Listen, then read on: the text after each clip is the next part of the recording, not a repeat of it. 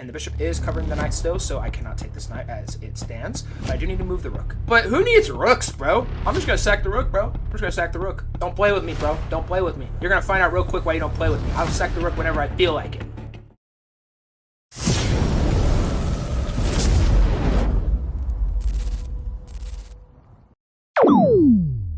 What is up, you chess brainiacs? Welcome back to another video on the Full Strive YouTube channel. Today, I am going to be reviewing my first ever match on chess.com. I am currently a 1900 ELO chess player, and I recently was 2000 ELO, but I kind of let that drag a little bit, and now I'm back down to 1900. But my first ever game on chess.com, so this game that you see on your screen right now, it says I'm 1183, but this was before I got put in my rating pool, because whenever you join chess.com for the first time, you can either select beginner, intermediate, or advanced, and I chose intermediate, and so chess.com put me in a pool. I lost a game, went down, and now I will be being placed in a pool after the result of this game. And just give you a little bit of a hint, I end up being 900 ELO sometime after this game. Not going to reveal everything to you, because we're going to jump right into this game, but I just wanted to let you know. And also, just keep in mind, too, that it's possible you can also do what I did as far as climbing ELO. But anyways, let's jump into our first game of ever at Full Strive. So I opened the game up with d4. If this doesn't scream first ever Full Strive game of all time, I don't know what will. I hate d4. I am not even gonna lie. I absolutely despise d4. d4 literally gives me the ick. It makes me feel all nasty inside, and it just annoys me when I see d4, let alone playing it. But d4 is a really good move. It really is a good opening, though. I won't negate all the other people, but for me personally, I hate d4. I am an e4 player all the way. So after d4, my player responds with d5. I respond with the very potent move f3, an immediate inaccuracy in the position, because after e6, e6, knight c3, knight c3, and then we get c5. I can't find the c file. c5. Black just has so much more development than white. And it's not the end of the world. Like, I can still get out of this eventually, but it just doesn't look very promising. But 9 times out of 10, you probably don't want to do that. And also, I blocked my knight from being able to develop here, too. And as beginners, it's important that you get your knights and your bishops into the game as quickly as possible, while also controlling these 4 squares as much as you can. But anyways, black responds with knight c6, a very principled move. I think that's more than reasonable. I responded with e4, striking at the center. Best move on the board, not to brag or anything, but I'm something of a chess prodigy. I'm just kidding, I'm actually very bad. My opponent responds with d takes on e4, and we get our first mistake ever on chess.com by Full Strive. I took the pawn on e4. And I feel like anyone in their right mind would have done this. Like, okay, yeah, like, take the pawn, I don't care. But the only move I could have played in this spot was d5, attacking the knight.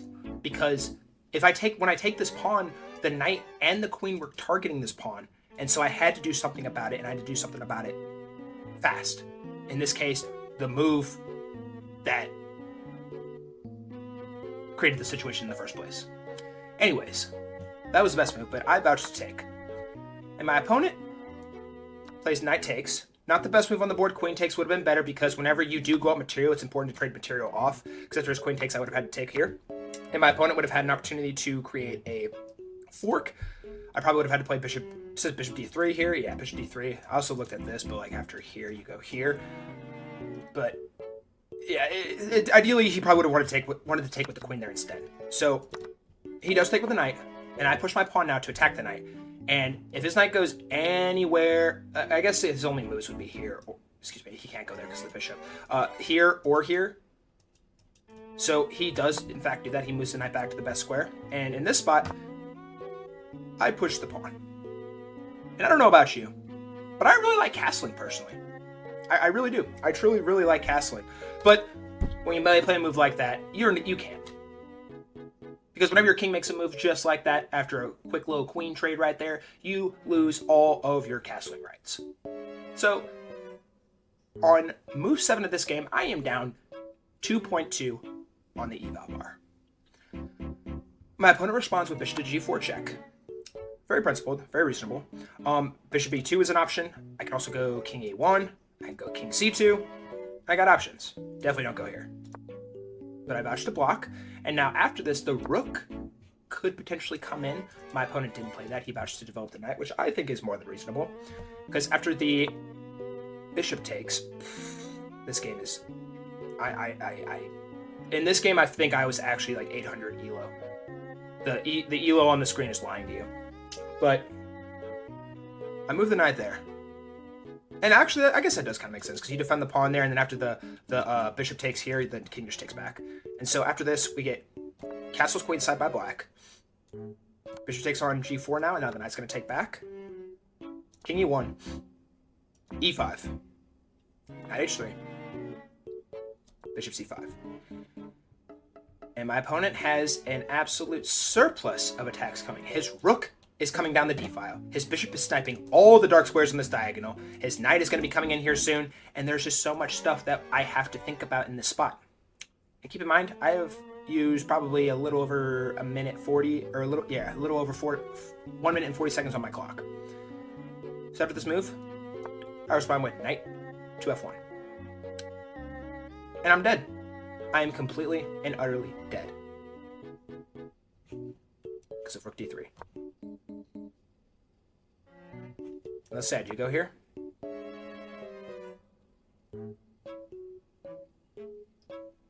Rook hd8. And the cavalry is coming. And there's not much I can do. There's literally, quite literally, almost nothing I can do in this spot. So let's rewind real quick. Instead, my opponent plays rook hf8. Not the best move on the board, but not a horrendous move. Very reasonable, I think. And I play b4. Strike at the bishop, trying to get that bishop out because the bishop looked ugly. I didn't like its face, so I tried to kill it. Bishop slides back to b6. And anyone in their right mind probably would have played here. A4, push here.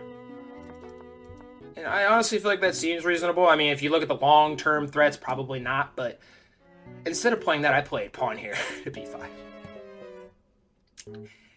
And the reason why this is so bad is because of knight a5. Now the knight can get over to this square over here, and it's going to be threatening a bunch of squares that are quite vulnerable. And there's not really much you can do to stop it, because once again, the bishop is still sniping, the knight is still covering all these squares, the rook is coming in here, and there's just way too much stuff I have to think about.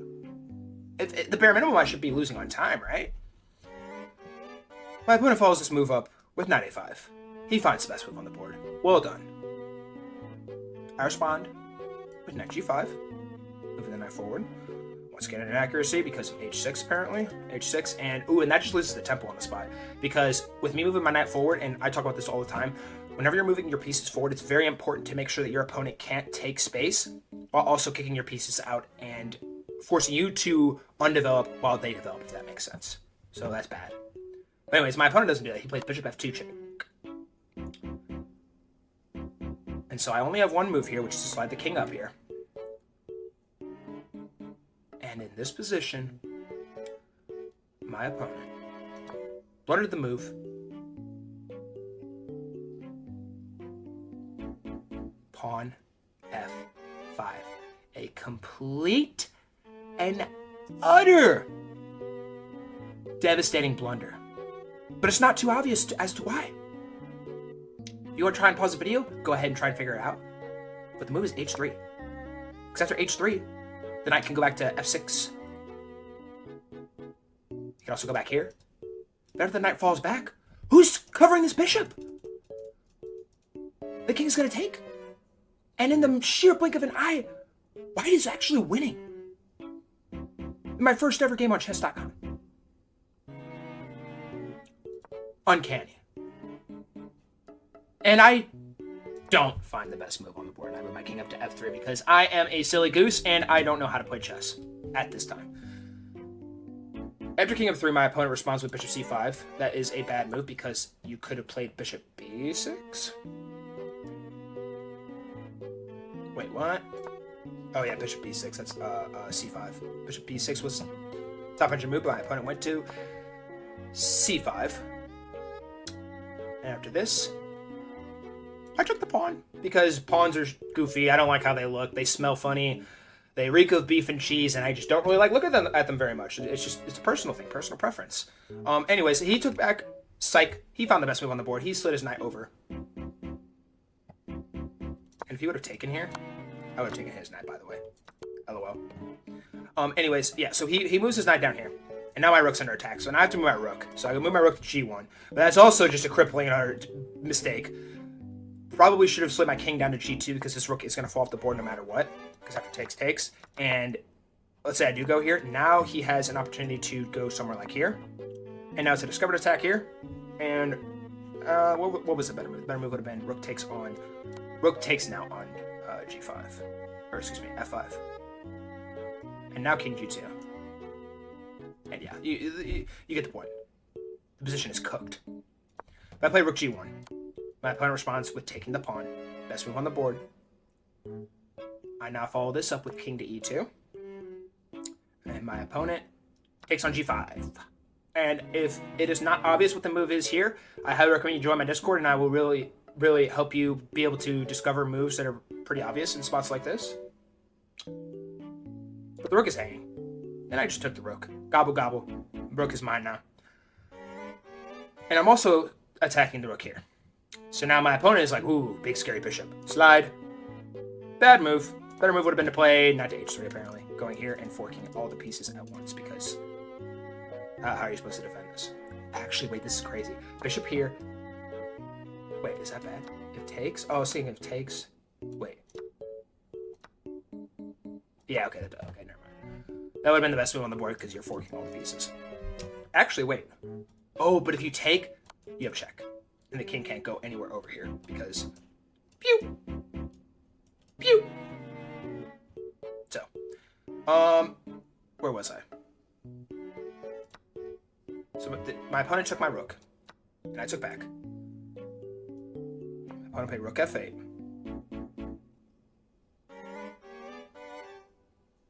And my only move that I could have played to maintain the position was bishop to e3. And in this position, 800 ELO full strive played knight to e3.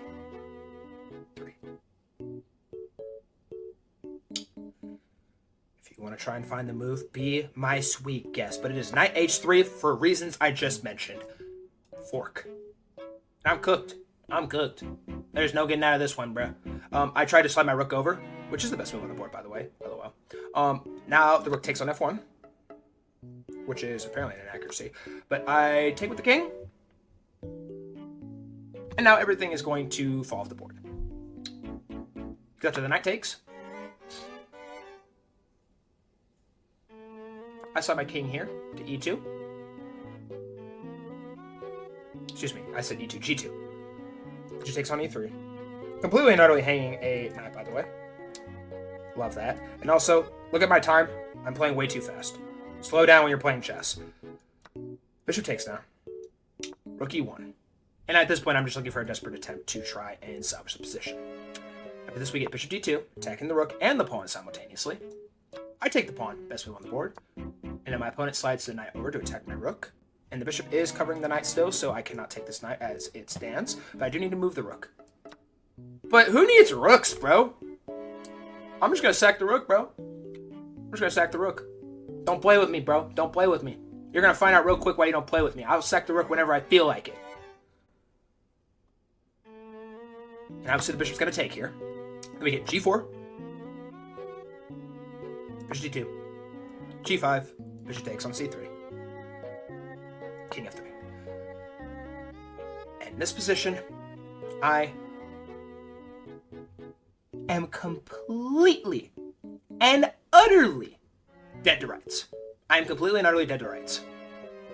There's absolutely nothing I can do. My opponent has a bishop and a knight. One extra pawn. 5. 4. And there's really nothing I can do. The only thing I can do is just basically try and stave off the position, try and survive, salvage something, anything I can possibly try and get going for me. My opponent responds with h5. And I would just like to state that en passant is in fact present here, and it is forced. Oh! Sorry, full stripe just played an illegal move. En passant is in fact forced. I'm joking. Please don't take this literally. Bishop d2. Check. Slide the king up. Knight e6 check. King g6. Knight takes on b5. King takes on h5. c5. King g6. c4. h4. c3. He takes on g7. c2. g6. My opponent officially has a queen on the board. And it is mate in 6. But I wouldn't leave for 1 second. Something's about to happen that you're not even going to believe is possible. For this move, we get king h7. Best move on the board. Just like to brag real quick. I am currently in a position where I will be mated in 6 moves if my opponent plays perfectly. My opponent does find the first move for the mate in 6. Slides the queen up to c7 to check. I go g7 with the pawn. Knight d4. King h8. King queen takes on g7. Yeah, this is a real thing. This is a real game. My opponent doesn't care who I am, what I am. She's sacking that girl, bro. And I mean, I have 1 move. Take the queen, which is what I did. b5. h8. And by the way, I'm still completely and utterly losing because there's 2 pieces here. So the queen sack was kind of funny. Good for content. a5. h6. Bishop takes on h6. King takes on h6. Then we get a4. King g5. King c7. King f4. King c6. King e4. King c5. King d3. b4. King d2. Because I can't go here because of the stupid, ugly goblin knight. King c4. King c1. b3. King b2. King b4.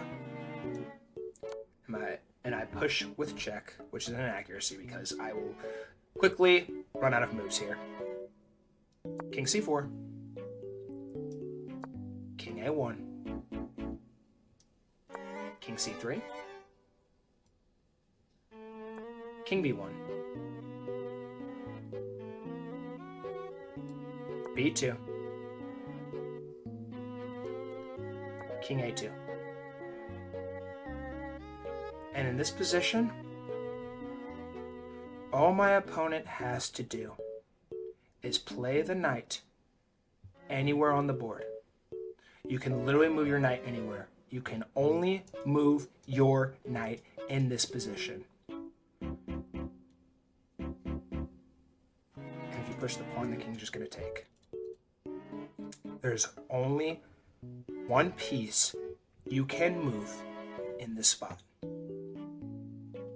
And in this position, my opponent gifts me with King C2 stalemate. I firmly believe to this day that this individual definitely put a hole in their monitor on this fateful day. I probably would have too, I'm not going to lie. And this is a draw because my king quite literally cannot move any other squares. The pawn's covering, the king's covering these squares. And the reason you can only move your knight here is because now I still have a move available. Knight d2, king here, and now you promote to a queen, and this would be checkmate. But instead, my opponent slides the king down at an ill-advised time and draws me. And ladies and gentlemen, this was my introduction to chess.com. I would also like to reference one last time. After this game, I lost a few games. I lost probably 4 or 5 games, and I dropped all the way down to 800 ELO. I started my chess career off at 800 ELO. And now, 5 years later, this was in 2020, I am currently sitting at 1900 ELO. And I was 2000 ELO back in July. You are capable of incredible things. You are gifted. Believe that with every fiber of your being. You are capable of extraordinary things. But the only person who can make that a reality is you. You have to be consistent. You have to be logical, and the list goes on and on. You need to make sure you are building off of every single game you play on this rather horrendous app that we call chess.com. Blunders happen, draws happen. It's all part of the game. And if there's one thing I want to leave you before I hop into the outro, it's this. Apply this to everything you do. Losing is a blessing disguised as a curse. Alrighty guys, thank you all so much for watching. If you made it to the end of this video, I really appreciate you. Please be sure to leave a like, comment, and tell me what your ELO is. Are you 500 ELO? Are you 1000 ELO? Are you playing more Blitz, Bullet, Rapid? I want to know. Tell me in the comments down below. I would love to hear from you. And also, if you enjoy chess, I highly recommend you check out our Discord server. There is going to be a link in the description down below, and all you got to do is click that. We have 2 chess tournaments every single week. We have one on Tuesdays and Fridays. We have a daily checkmate, which is like a puzzle, but we do checkmates instead because checkmates are obviously more fun. And a bunch of other awesome, cool learning tools to help you progress in the game of chess. And that is my goal. I want to prove to you that you are capable of becoming 1500 ELO, becoming 2000 ELO, becoming whatever your goal is in chess. I want to prove to you that it is your goal, and that is going to be my firm and consistent focus is helping you get better at the game of chess. So if that sounds like something you'd enjoy, I highly recommend you check it out. Links in the description, like I said. And also, guys, if you enjoy chess content, I highly recommend you subscribe to my channel. I upload these videos every single week, and we are on the brink of hitting 4,000 watch hours, which is enough to get me monetized and enough to do bigger chess tournaments, more fun stuff in the Discord, which is why you should join that too, by the way. And guys, if you enjoyed this video, you might also enjoy this video. This video was very fun to make, and I highly recommend you check it out. And for the last time, ladies and gentlemen, I hope you all have a great rest of your day. Peace.